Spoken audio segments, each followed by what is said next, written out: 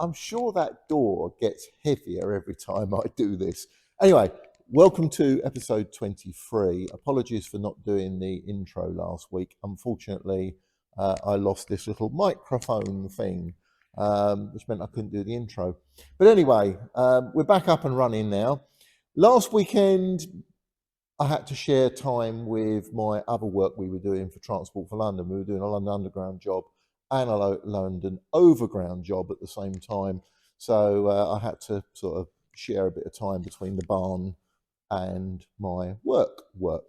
So anyway, last weekend also didn't go up here as I planned it to. I'd sprayed that brown. You may have seen all the accessories from previous episodes. I sprayed that brown without any trouble whatsoever. Same paint, same manufacturer, same colour, same consistency, nothing different about it. But when I came to spray inside the cab, it didn't go too well. The paint was a little bit on the thin side, and it ran. As a result of which, the only thing I could do to prevent a sort of a major disaster, if you want to put it that way, was to remove it all with a cloth. So several blue cloths later, and most of it was removed. By the next morning, what was left had dried out, enabled me to flatten it back down again. And I resprayed it on Sunday before I had to shoot off and do something else.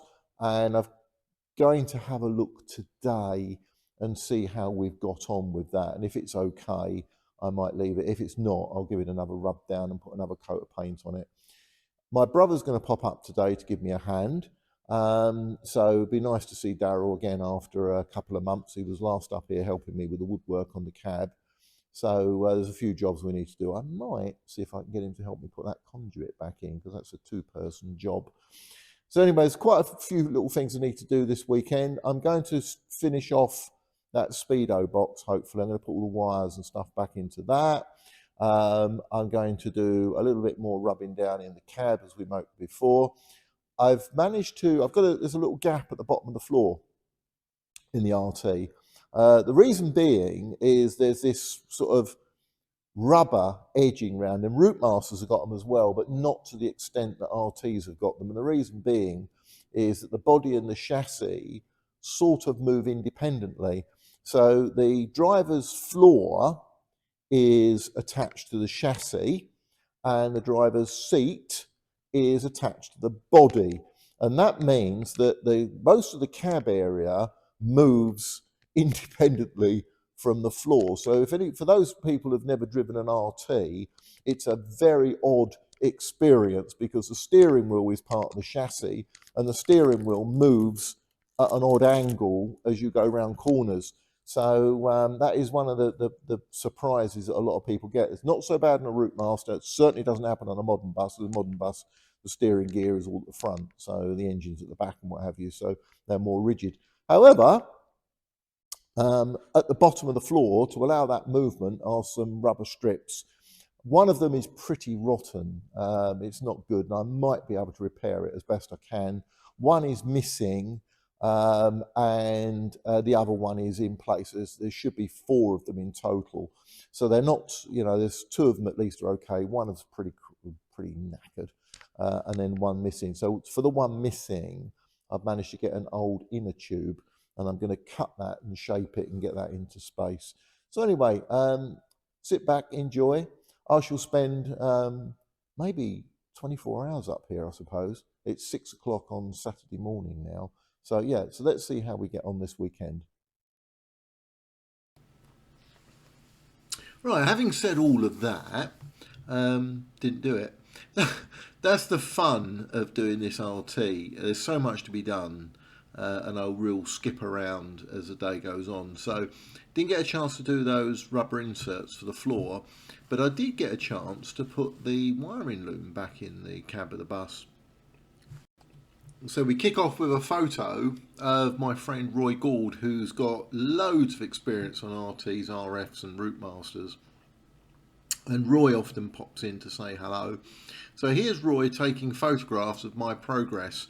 As you can see, you've got quite a lot of masking paper on the bus and quite a lot of masking tape, and it was one I was applying the different colours. So for each colour that you apply, I think that was black being applied there. and then brown, so you have to mask it all up as you go along. I'm sure you get the idea. It's all quite simple really, but it just takes time. So talking about taking time, here's one of the cab accessories. It is upside down. I know I spoke about this one last week in the video, number 22, about this box. So it had to be stripped out. There's two little fittings in there, one for the light bulb that lights the speedo, and the other one is a kind of socket. It's like a sort of, I don't know, trailing lead socket, so if you had a lamp or something, you know, a little lead, you could plug it in there. There's also a large sort of electrical block in there as well, where all the cables come in from the side and tail, the headlight, the indicators and stuff like that, and they go into that block and then back out of that box again. So anyway, that's that box as it was, so I needed to strip all that out and get started on tidying that up.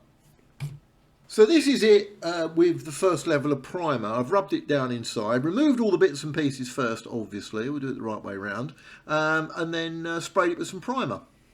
Right, and as soon as the primer had dried, in went the gloss white. It's applied by aerosol in this case. I'm not going to fill the gun up with paint just to do that.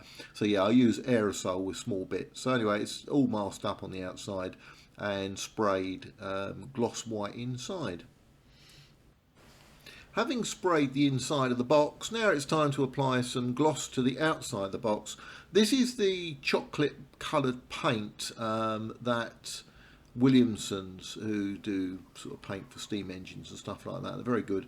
They contacted the London Transport Museum and they got the right Pantone paint colour. So this apparently is the correct colour. This little box, I didn't paint strip it completely.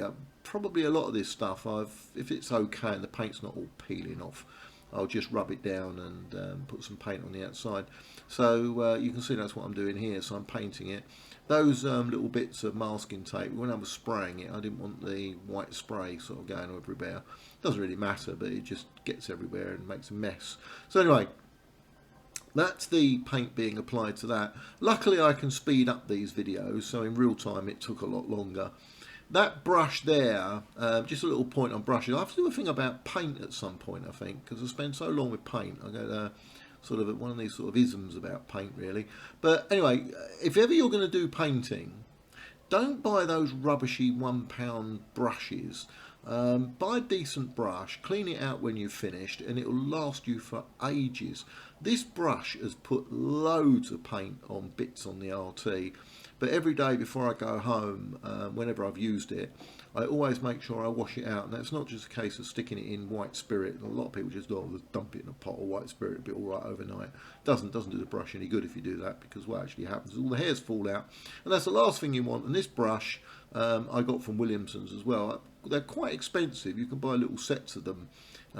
So yeah, if you spend a few bob on a brush, it will look after you for ages. Last thing you want is loads of tram lines.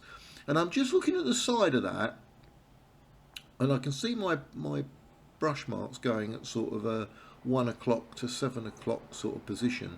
But there's also some other marks on there.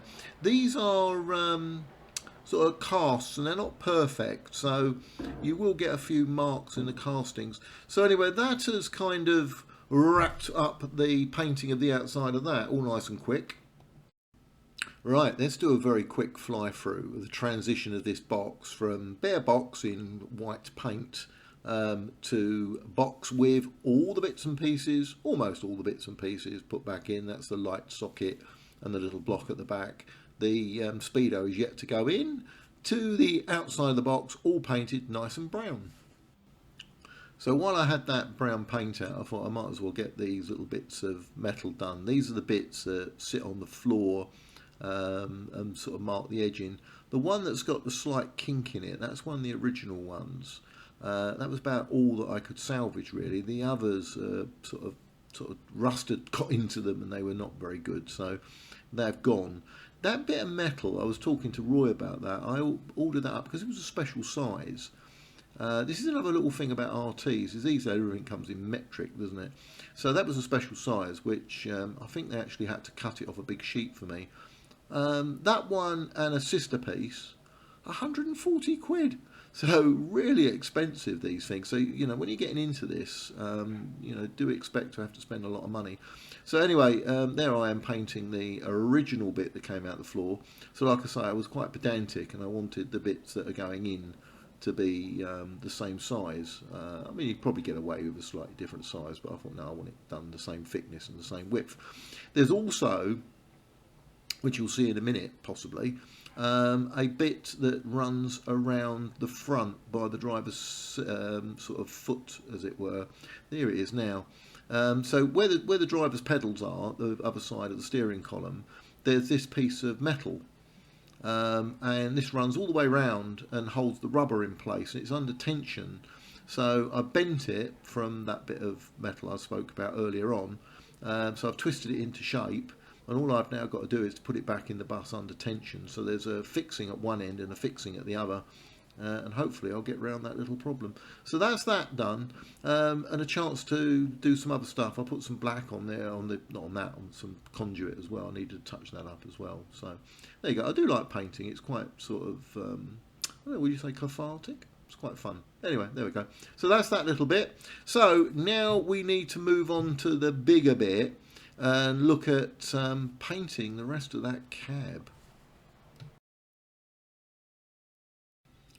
As much as I love that little brush, I've got some bigger ones too, to be honest, but this really is a domain of the spray gun once it's been cleaned up. So yeah, this is what it looks like when I'm doing the spraying. So here we go. Right, this is that back wall on the RT. Yeah, I sprayed this last weekend. I wasn't that happy with it. I mean, I had a bit of a problem when it started to run, so I had to wipe it all off and then respray it again on Sunday. So yeah, it's not bad. I think what I'll do is I'll give it a little rub down today and then one more coat of paint, and hopefully that should conclude that little project. And then I've got to do this back wall and eventually the floor down there, which looks a right mess. This bit has been done largely, and that's because I've got to put a piece of conduit just across the back here. So I needed to do that to get that conduit in. So yeah, when the conduit goes in, at least the paint is underneath the conduit. And it's picked up some dust over the week while I've not been here. That's the problem with this place. It's absolutely full of dust. Anyway, there we go. So that is the cab of the RT on Saturday morning. Right, shall we throw some progress shots in? Right, here's the cab rubbed down. Here's the cab sprayed. I'm not sure about that ceiling, to be honest with you. I think it's still too shiny. Right, nonetheless, you saw this side bulkhead before. That's the side panel. It was rubbed down and then has to be washed off to get all that residue off. And that's it with some paint applied. There's also a little bit of paint on the back wall. Here's the original back wall with a cab seat frame. And there it is now with the cab seat frame removed and it painted. Having done so much work on that wiring loom and having it sitting over the back of the workshop, I thought it's about time that I attempted to put it back in. I was looking to grab someone's assistance. There was 3 people popped in on Saturday. My brother popped in to drop some stuff off and have a chat and what have you, and sat down and have some fish and chips. And one of the other vehicle owners from over the other side popped in. He's got an AEC lorry, so my brother got engrossed in a conversation with him for a while and thoroughly enjoyed himself. And then Roy Gould, as you saw earlier on. So now it's time to get this wiring loom back into the bus. So here I am contemplating. It's like getting the shopping down at Tesco's, isn't it? Look, you know, get 2 big carrier bags. The majority of that wire is actually wrapped up inside there, and I put it in just to stop it sort of going all over the place. But it is quite heavy and really awkward. So you notice I put some cardboard on the floor just to prevent this scratching it. Sadly, some of that fresh paint got scratched. So I'm going to have to sort of get round with a brush and start touching up again. Right, this is sort of stage 1 really. I've put the conduit back in. As you notice, it's all sort of hanging around in various places in there, and that's deliberate. what it is, you have to keep moving the conduit about. Do you know what? I did this years ago.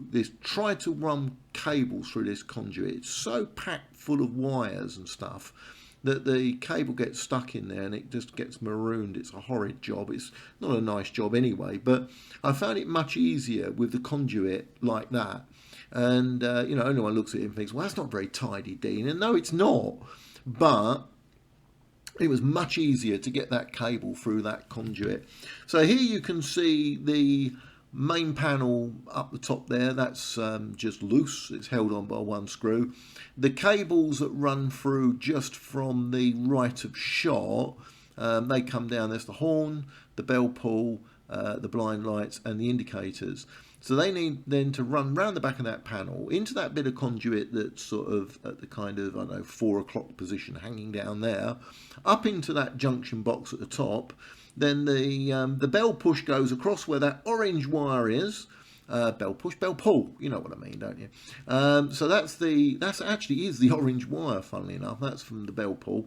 And then the indicators and the horn all drop down where you see all those wires and then into that bit of conduit that's also hanging around at a sort of the 5 o'clock, 4 o'clock, 5 o'clock position. And that then is attached to the bulkhead.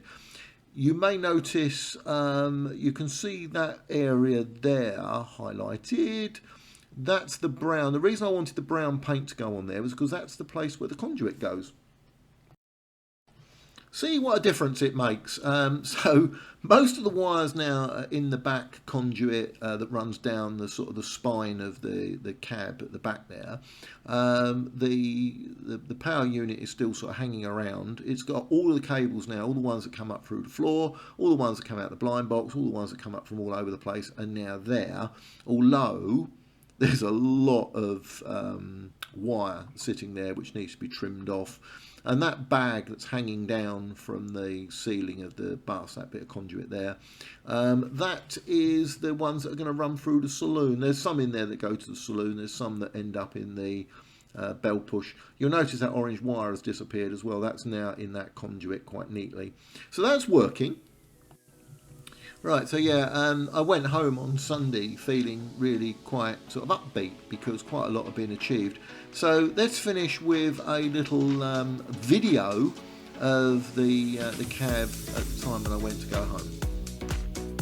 Yep, still work in progress, but I think we're getting there. So thanks very much everyone, and look forward to doing the next one next week.